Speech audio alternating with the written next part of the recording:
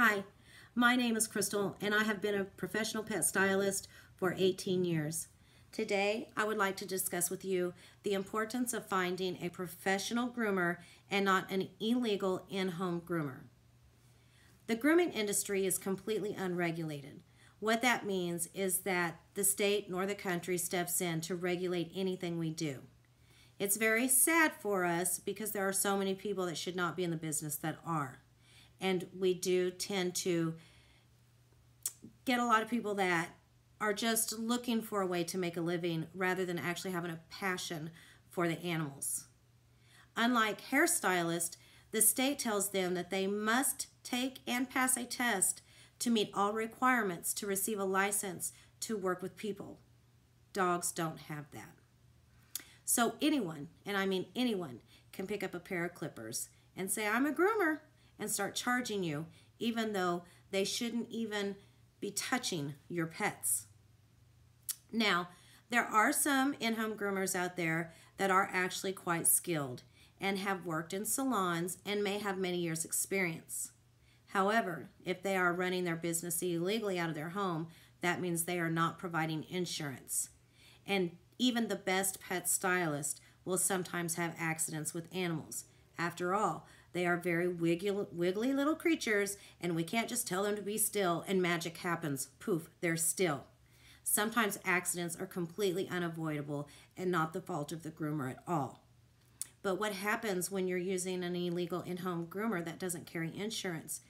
What happens if they nick or cut your dog, or their dog jumps off of their table and hurts their leg? Who's going to foot that bill? You. And there is going to be no help from your in-home groomer because they probably can't afford it and they don't have insurance to cover those accidents or injuries. Now, another problem with using illegal in-home groomers is just the fact that it's illegal. They are working under the table, they are avoiding to pay taxes, and you're condoning that. Not only are you condoning that, but you may be very probably taking the food out of the mouths of a legal working groomer who is trying to support their family.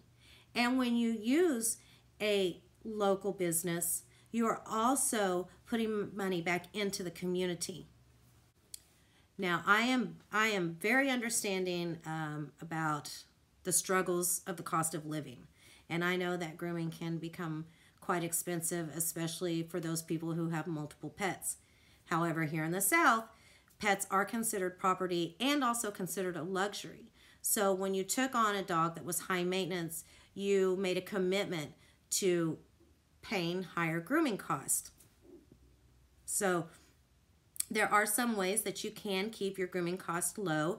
The number one way is maintain the coat. Keep it nice, clean, and tangle-free, and your grooming cost is going to be less.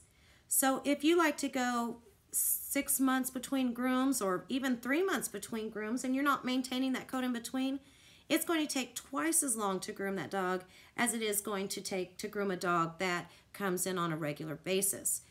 Your temperament on that dog that goes long time between groomings is also going to be a little bit more difficult to work with because it's not a regular occurrence for them. So it's going to also take longer. So therefore you also have a higher grooming bill. So if you have a wonderful groomer, I'm sure they would love to educate you on how to keep the coat in tip-top condition, to keep your grooming prices low, or to help you with any kind of behavioral issues so that Fido is easier to work with and keeping your grooming costs down. All you have to do is ask your groomer. Ask your groomer, how can I save money on grooming? Also, most groomers offer a referral program. So do you like your groomer? Spread the word. I mean, I know that our salon, we offer $5 off for each client that you refer to us. It's that simple. You want to save money? That's how you do it. Also, come to the salon more often. Although it seems like you're spending more money in the long run, you're actually getting better service for probably about the same amount of money as if you went only a few times a year, because it's a lot easier to groom your dog. So, or just ask your groomer, what kind of incentives do you offer? How can I make my grooming price cheaper? and I'm sure that they will be happy to discuss that with you. I know that I am.